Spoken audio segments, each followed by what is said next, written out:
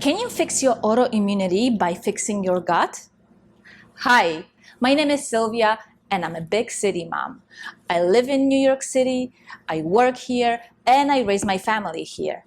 I am also super passionate about true health through diet and nutrition.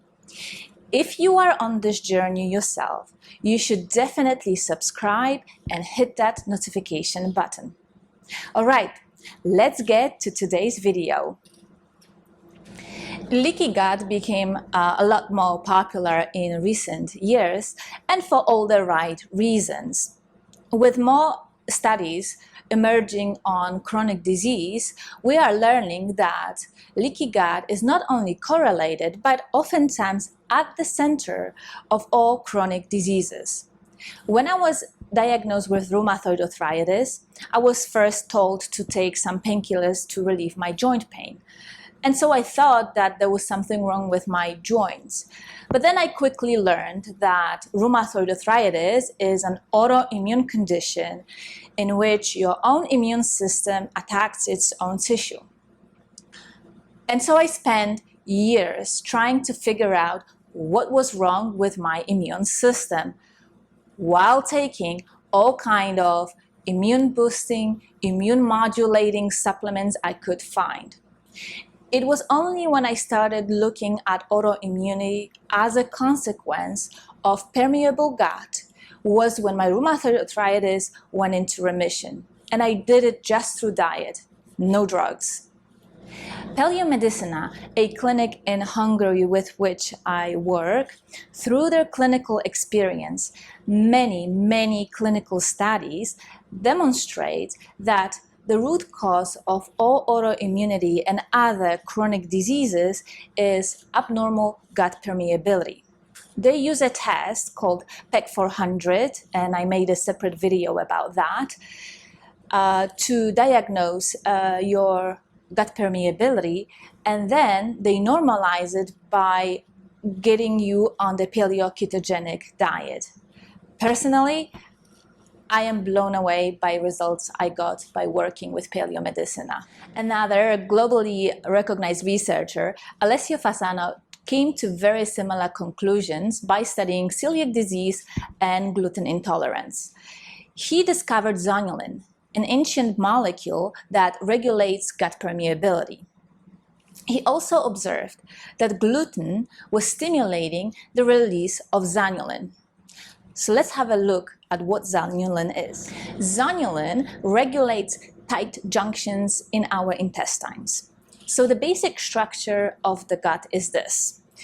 We have a mucus layer that sits on top of the intestinal wall, which is made up of epithelial cells that are joined together side by side by the so-called tight junctions. And you can think of the tight junctions as doors that normally are tightly closed.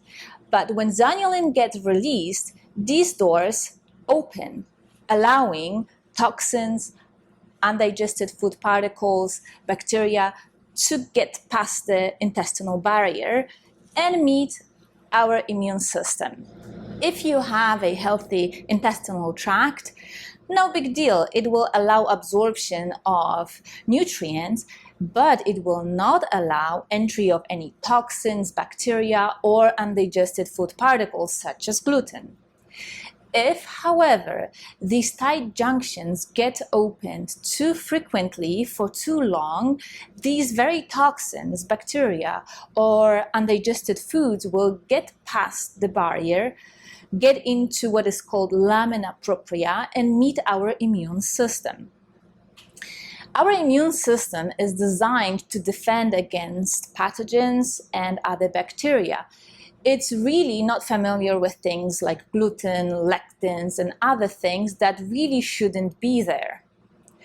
So it is likely to treat these proteins or toxins as invaders and make antibodies against them. The trouble with things like gluten and any other lectin is that they have similar structure to our own human cells.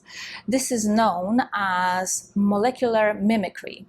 So when our immune system makes antibodies against gluten or lectins, those antibodies will also have affinity for our healthy cells, and it may start destroying them.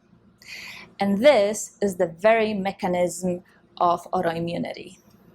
And while we are talking about tight junctions and zonulin, I would like to mention one other interesting property of gluten.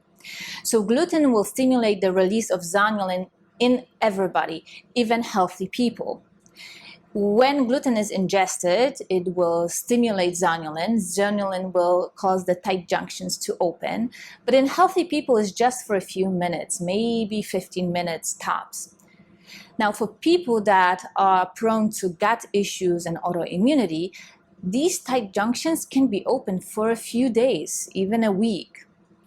And I tried it with gluten myself because I know that anytime I eat gluten or anything that has gluten, I will have major arthritic flare-ups for days. By now, you are probably wondering why is not everybody sick with autoimmunity? After all, gluten is consumed all over the world practically daily. Some people eat it a few times a day, and not everybody is sick with autoimmunity. Well, there are 3 factors that will lead to autoimmunity. So you have to be genetically predisposed. Then you have to be exposed to environmental factors such as toxins, specific foods, diets, etc. And these environmental factors have to result with the breach of intestinal barrier and the immune system mounting a response.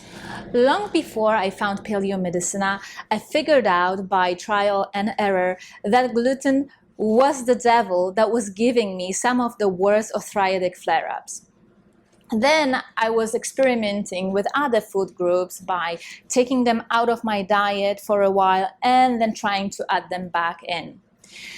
When I started working with paleomedicina was when I got this laser focus on addressing my gut permeability.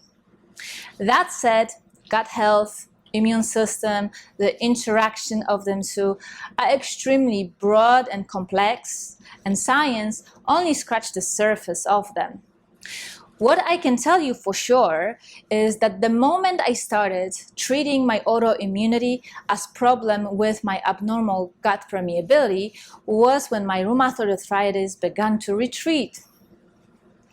Okay, this will do it for this week's video. I also have a written version of this vlog on my blog bigcitymom.com.